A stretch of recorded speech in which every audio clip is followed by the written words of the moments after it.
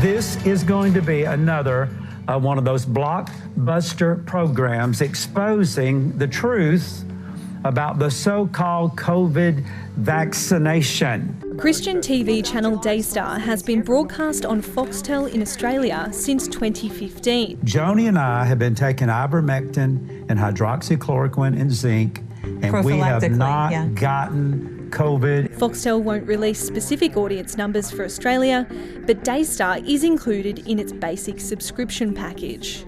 Around 1.7 million households subscribe to the service. And on and on and on the story goes.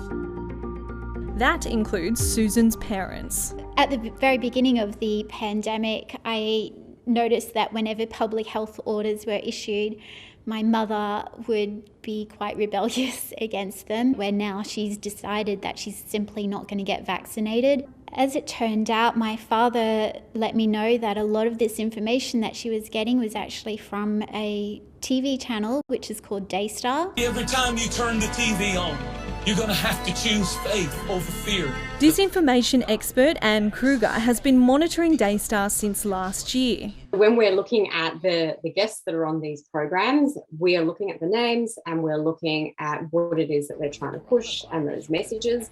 And I'm just saying, oh, that's political, oh, that's economic, that's, they'll get financial gain.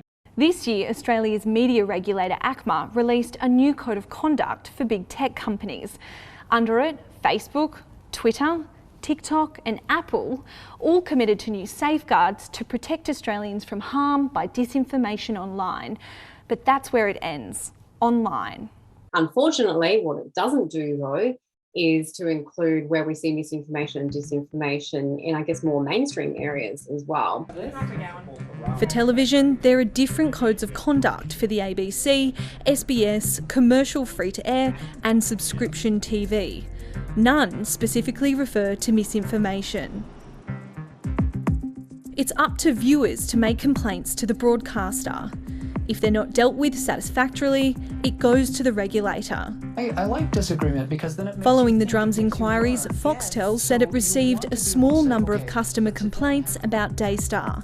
Upon becoming aware of these complaints, we contacted Daystar for comment and launched a review of the issues raised in relation to Daystar programming. The regulator too has taken action. After being alerted to the content, ACMA have been in contact with Foxtel and have asked for copies of the broadcasts. While investigations continue, so does the battle to counter health misinformation for Susan. It's almost a hopeless effort for my mother because she just keeps on getting so much of that material from this channel all the time.